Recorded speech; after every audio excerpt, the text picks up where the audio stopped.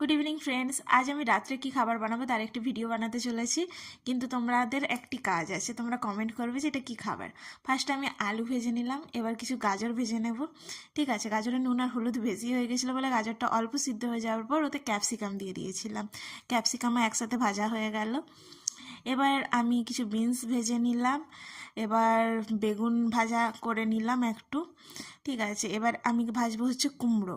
কুমড়োটা ভেজে নেওয়ার পর কুমড়োটা যখন হালকা হালকা সিদ্ধ হয়ে যাবে তখন কড়াইতে তেল দিয়ে আমি ওর মধ্যে কাঁচা লঙ্কা, শুকনো লঙ্কা, তেজপাতা, দারচিনি, জিরা দিয়ে একটু ভাজা ভাজা করে পেঁয়াজ দিয়ে দেবো। পেঁয়াজগুলো কিছুক্ষণ নাড়িয়ে চাড়িয়ে লাল লাল রঙের স্ট্রাকচার চলে এলে অল্প নুন ছড়িয়ে ওটা দেখিয়ে দিচ্ছি তোমাদের, দেখো এরকম লাল লাল স্ট্রাকচার চলে আসবে।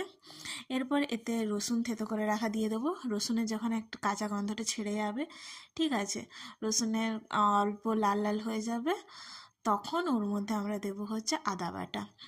আদা বাটাটা দিয়েও কিছুক্ষণ নাড়িয়ে নেব। ঠিক আছে, আদার গন্ধ চলে যাওয়ার পর এরপর হচ্ছে জিরা, ধনে আর হলুদের গুঁড়ো ভিজিয়ে রেখেছিলাম সেটা দিয়ে দিলাম, কাশ্মীরি লঙ্কা গুঁড়ো আর অল্প চিনি দিয়ে দিচ্ছি এর মধ্যে, দিয়ে মশলাটা নাড়িয়ে নেব।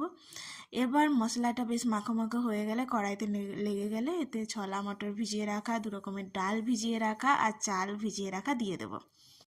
এটা অল্প মাখো মাখো হয়ে গেলে এটা পুরোটা প্রেসার কুকারে নিয়ে সিটি দিয়ে দেবো। বলো এবার খাবারটা কি?